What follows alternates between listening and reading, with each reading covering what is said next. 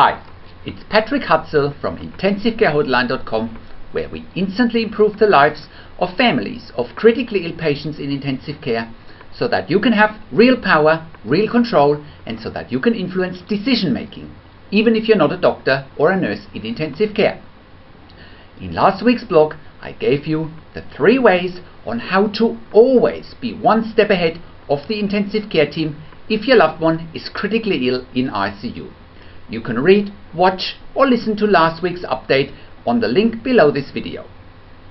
In this week's blog, I want to give you the 3 things you need to anticipate if your loved one is critically ill in intensive care. And it's not what you think it is. If your loved one is critically ill in intensive care, it's generally very hard for family members to know and anticipate what lies ahead and to know what's around the corner. And how would you know anyway? Critical illness and intensive care tends to be a highly volatile and challenging environment for families and their critically ill family members. Furthermore, given the very nature of having a loved one critically ill in intensive care, you and your family feel vulnerable, challenged, stressed, outside of your comfort zone, overwhelmed and anxious. Most of all, you generally have no idea of what to anticipate, as intensive care is just a very different ball game altogether, and out of all places, it's the last place you want to spend time in. By now, you would probably have a taste and a feel that the intensive care team is running the show, and you would know by now that influence, control and power is nothing that will come easily to you in an environment that is controlled by the intensive care team and where they are driving the bus, so to speak. Because at this stage you are so far outside of your comfort zone and overwhelmed by having a loved one critically ill in intensive care that you most likely haven't slept and eaten properly.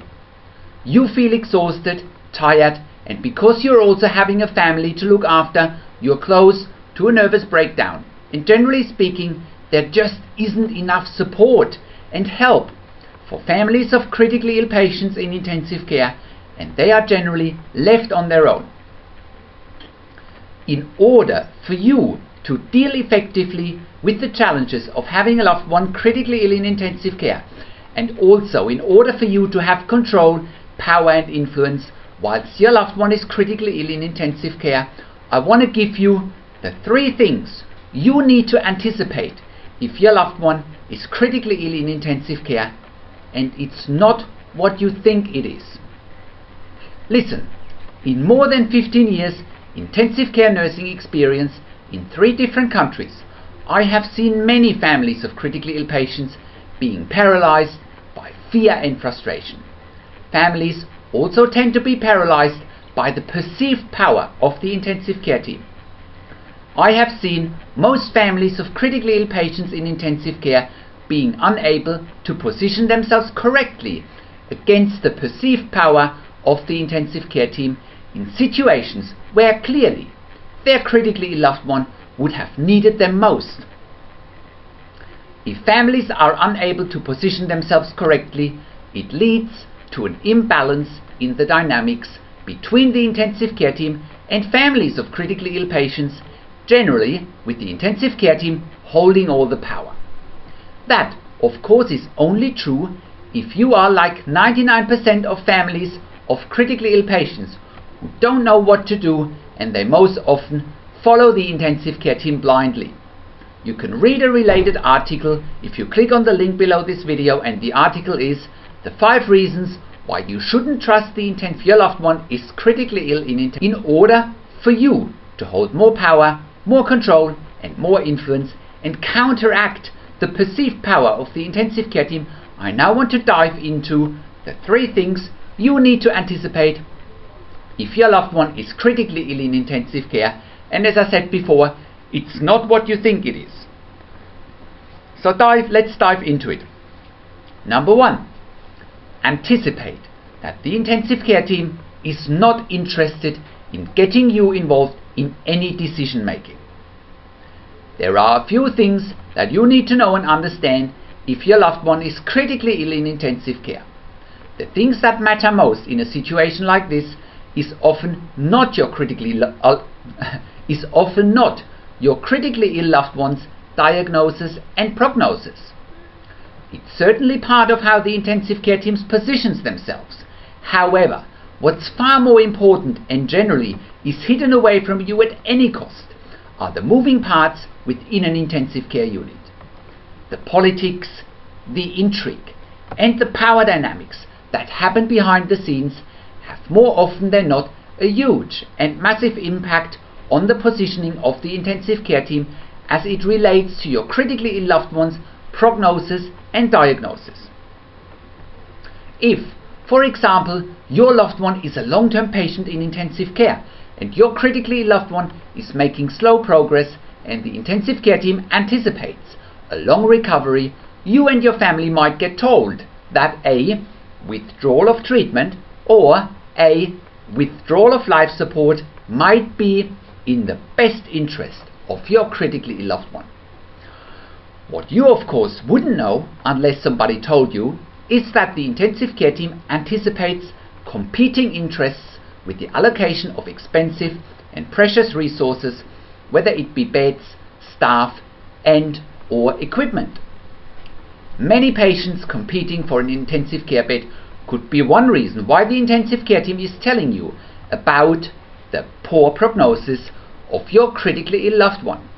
Furthermore, if the intensive care team thinks that your critically ill loved one's case would either be too expensive to treat, or if they think that they aren't going to make enough money by treating your critically ill loved one, you and your family get told that a withdrawal of treatment is in the best interest of your critically ill loved one.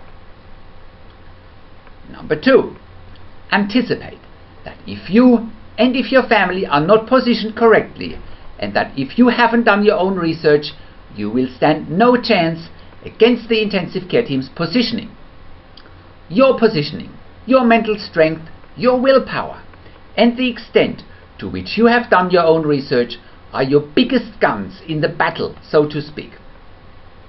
A lot is possible in intensive care, especially with modern medicine. However, if your loved one is battling a critical illness that might take a long time to recover from, or if your loved one is at the brink of dying in intensive care, you need to have pretty big guns in order to be positioned well and have the mental strength to not only challenge the intensive care team and their positioning, but to also get what you want and what is really in the best interest of your critically ill loved one.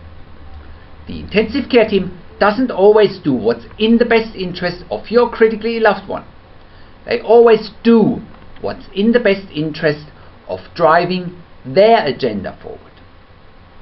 Doing your own research here at intensivecarehotline.com is one of the best things you can do, because here we give you the behind the scenes insight about intensive care that's raw and real, and we tell you the things that the intensive care team doesn't want you to know. We take away the curtains and let you look into the politics, the intrigue and the dynamics that invariably lead to the intensive care team's positioning and that may well have a big impact on your critically loved one's destiny. Number 3. Most intensive care units have consultants and physicians who do research about intensive care medicine. Anticipate that if your critically ill loved one is fighting for their life or is a long-term patient in intensive care and is therefore perceived as a difficult and challenging case who's taking up plenty of resources, your critically ill loved one's treatment may well interfere and compete with the research interests of some consultants and physicians. Therefore, it might be in the best interest of the intensive care unit to allocate resources to other patients who might fit the research criteria or thesis of the consultant and the physicians. The allocation of resources is therefore often based on research interests, not on clinical needs. Your job is to be highly vigilant about the things that the intensive care team is telling you and not telling you. Your job is to read between the lines. Your job is also to question, because if you don't question, you will never have any power, control or influence. Intensive care is an industry with many people having massive business interests. It's therefore that families of critically ill patients often don't see the bigger picture, and the moving parts of an intensive care unit remain hidden for them. Again, with so many competing interests and with so much research in intensive care going on, you simply don't know what you don't know. In more than 15 years intensive care nursing experience, I have seen it all, and I have had more than plenty of insight into the dynamics, the intrigue and the politics to have learned and understood the games that the intensive care teams are playing to have it their way. Families of critically ill patients in intensive care tend to be so overwhelmed, stressed, frightened and intimidated by the whole experience that it's easy for the intensive care team to drive their own agenda forward. And 99% of families of critically ill patients don't question, which is the biggest challenge and the single biggest reason why families of critically ill patients have no power, no control and no influence. So how can you leverage your level of power, influence and control whilst your loved one is critically ill in intensive care, and how can you stay in control of the situation? You will get to that all-important feeling of power, control and influence when you download your free Instant Impact Report now by entering your email below. In your free Instant Impact Report, you learn quickly how to get real power and real control and how you can influence decision making fast whilst your loved one is critically ill in intensive care. Our free Instant Impact Report helps you with in-depth insight that you must know whilst your loved one is critically ill or is dying in intensive care. Sign up for your free membership and download your free Instant Impact Report now. In your free Instant Impact Report, you'll learn how to speak the secret intensive care language so that the doctors and the nurses know straight away that you are an insider and that you know and understand what's really happening in intensive care. In your free reports, you'll also discover how to ask the doctors and the nurses the right questions, how to eliminate fear, frustration, stress, struggle and vulnerability, even if your loved one is dying. You get 5 killer tips and strategies helping you to get on the right path to control, power and influence in your situation. You will get crucial behind the scenes insight so that you know and understand what's really happening in intensive care, how you need to manage doctors and nurses in intensive care, and it's not what you think. Thank you for tuning into this week's blog, and I'll see you again in another update next week.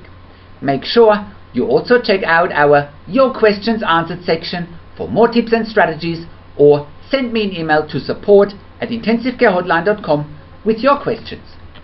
This is Patrick Hutzel from intensivecarehotline.com, and I'll see you again next week in another update.